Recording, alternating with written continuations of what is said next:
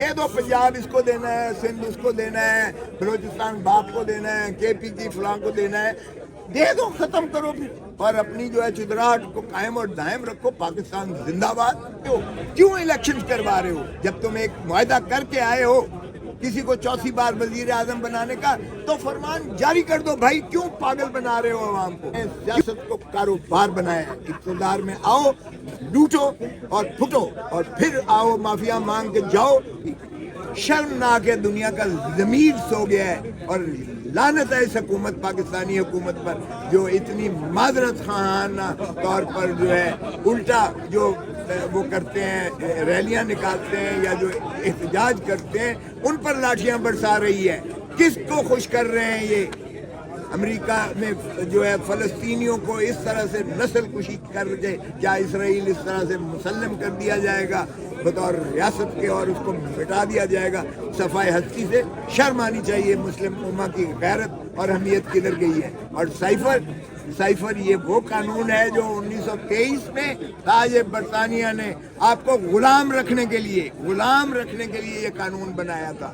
آج آزاد ریاست خدا داد پاکستان میں ہم نے وہی قانون جو سامراجی قانون تھا، ہم نے اس کا اطلاق کرتے ہوئے اپنے 25 کروڑ عوام کو غلام رکھنے کے لیے ہم نے اپنے وزیر اعظم کو اندر کیا ہوا ہے۔ اس میں مجھے ایک بات بتا دے جج صاحب، ہائی کورٹ سپریم کورٹ کا کوئی بتا دے کہ اس میں پاکستان کی کون سے دفاع کو نقصان پہنچنا مقصود تھا؟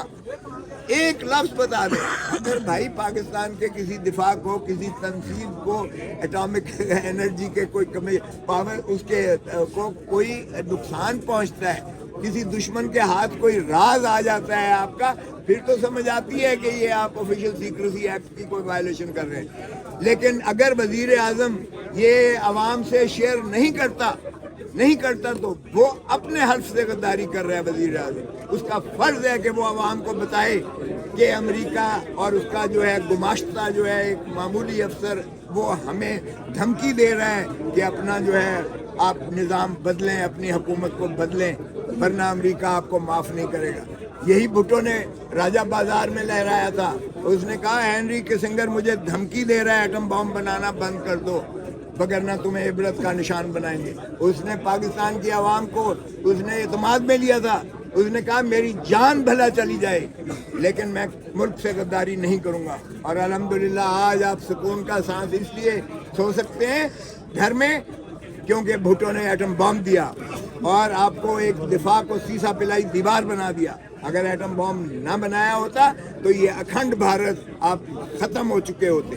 سو یہی کام جو ہے اگر ایبسولوٹلی ناٹ کہا عمران خان نے تو اس نے آپ کی غیرت اور حمیت کو سامنے رکھتے ہوئے کیا، اور یہ بے غیرت ہیں جنہوں نے اندر رکھا ہوا ہے ایک دن کے لیے بھی عمران خان کو اس سائفر والے کیس میں، جس میں اس نے یہ عوام کو اعتماد میں لیا کہ یہ امریکن ایک جو ہے ڈونلڈ لو، ایک اسسٹنٹ کمشنر، اسسٹنٹ سیکرٹری جو ہے وہ پاکستان کو دھمکی دے رہا ہے کہ اگر حکومت کو نہ چلتا کیا تو تمہیں جو ہے ہم معاف نہیں کریں گے۔ یہ ہے سائفر۔ اس پر مجھے بتائیں کوئی سائفر میں کہتے ہیں مقدمہ، یہ کیا مقدمہ ہے؟ شرم آنی چاہیے جنہوں نے ضمانت خارج کیا، انہوں نے بھی بھائی غلامی ضرور کرو امریکہ کی، اپنے حکمرانوں کی، لیکن اتنی حد تک نہ جاؤ کہ پاکستان کی عزت اور غیرت کو آپ جو ہے دبو کے کھڈے میں پھینک کر دفن کر کے دیں۔ سر عدلیہ میں بڑے بڑے ججز گزرے، مولوی مشتاق کا بھی آپ نے نام لیا، تو تاریخ جو ہے وہ چیف جسٹس اسلام آباد کو کس نام سے یاد رکھے گی؟ میں نے تو بڑی کوشش کی، میں نے کہا دیکھیں پھر ہمیشہ عدلیہ کو موقع ملتا رہا۔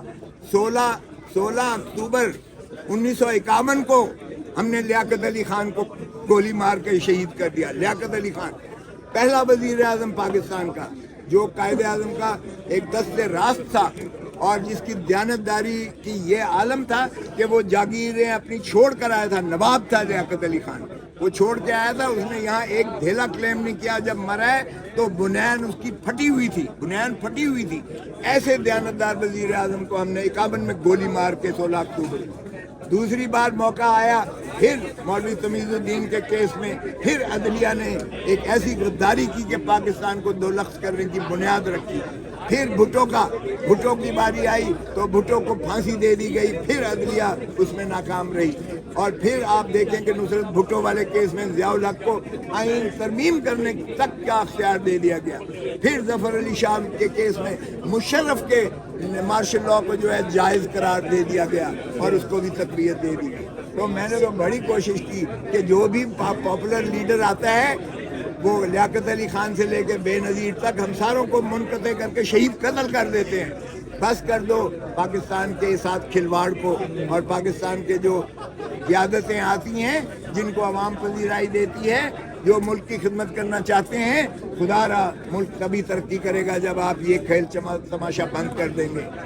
بدقسمتی ہے کہ پھر ہمارے چیف جسٹس اسلام آباد ہائی کورٹ انہی کی پھر تابعداری کرتے ہوئے ایسے بھونڈے انداز سے ہماری درخواست کو خارج کیا ہے کہ وہ پڑھیں، اس میں یہ نہیں لکھا کہ سائفر ہے کیا، اس کا متن کیا ہے، متن ایک لفظ نہیں لکھا اس کا، تو میں اس کو کس الفاظ میں یاد کروں، مجھے بتائیے گا۔ کھوسا صاحب آخری سوال ہے، آپ نے ابھی پاپولر لیڈر کی بات کی، تو کیا یہ پاپولر لیڈر والا بیان نواز شریف پر بھی لاگو ہوتا ہے، کیونکہ 2016-17 میں ان کی حکومت کو بھی چلتا کیا گیا تھا؟ دیکھیں نواز شریف اینڈ کمپنی نے دھرتی ماں کو اس طرح لوٹا ہے، اگر آپ یہ پاناما لیک کسی پاکستانی ایجنسیز کا یہ جو ہے شاخسانہ نہیں تھا، چونکہ میں اس کا ہیڈ تھا اس کمیٹی کا جو بلاول بھٹو نے بنائی تھی، چیئرمین نے، میرے ساتھ فاروق نائک صاحب، میرے ساتھ جو ہے یہ اعتزاز تھا، میرے ساتھ جو ہے اس میں 4 تھے ہمارے، اور نیر بخاری تھا، اور میں اس کا سربراہ تھا بطور سیکرٹری جنرل کے۔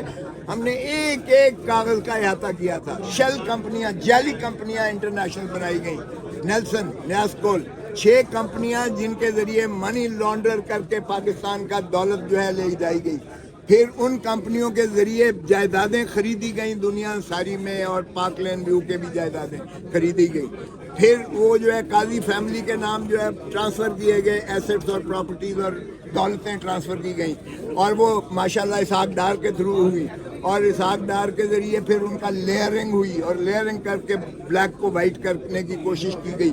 اتنی بڑی پاکستان کے عوام کے ساتھ بے انصافی شریف فیملی نے کی، اتنی لوٹ مار کی، آج بھی پاک لین ویو میں رہ رہے ہیں لیکن مانتا کوئی نہیں۔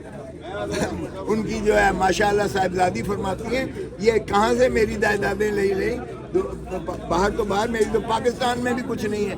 نواز شریف کہتا ہے یہ قطری خط جو ہے یہ تو میں نے ایسے ہی سیاسی بیان دیا تھا، او بھائی ٹریل بتاتے تو ہو نہیں، رہ وہاں رہے ہو، بیٹے ماشاءاللہ آپ کے وہاں ہیں، اربوں پتی آپ جو ہے، آپ کی جائیدادیں ہیں، آپ کی سارا کچھ ہے، تو یہ کوئی تو حساب دے۔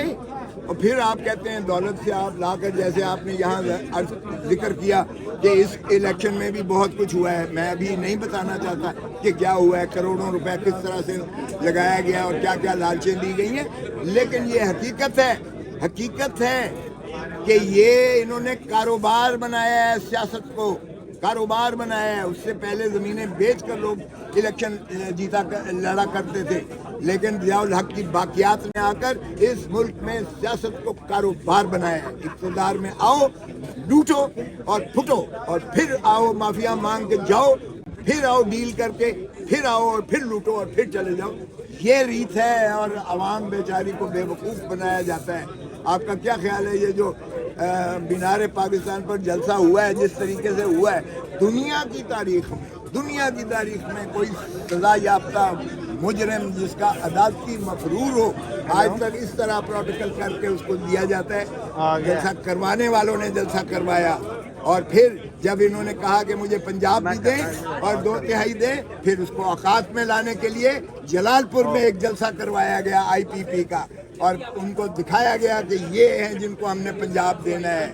یہ بندر بانٹ ہے، کیا مذاق کرتے ہو؟ کیوں الیکشن کروا رہے ہو؟ جب تم ایک معاہدہ کر کے آئے ہو کسی کو 4تھی بار وزیر اعظم بنانے کا، تو فرمان جاری کر دو بھائی، کیوں پاگل بنا رہے ہو عوام کو؟ کیوں اس ڈھونگ رچا رہے ہو؟ کیوں اربوں خربوں روپیہ خرچ کروا رہے ہو اس قوم کا، اس غریب ٹیکس پیئر کا؟ اس پر لوٹ اور یلغار ماری ہوئی ہے ٹیکسوں کی، آپ نے اس کو دبو کے دفن کر دیا ہے آپ نے مہنگائی کی اس میں کس لیے آپ یہ سارا کچھ کر رہے ہو؟ جب ایک ڈیل کر کے آئے ہو دینا ہے دے دو پنجاب اس کو دینا ہے، سندھ اس کو دینا ہے، بلوچستان باپ کو دینا ہے، کے پی کی فلاں کو دینا ہے، دے دو، ختم کرو پھر، اور اپنی جو ہے چدراہٹ کو قائم اور دائم رکھو. پاکستان زندہ باد. Thank you very much.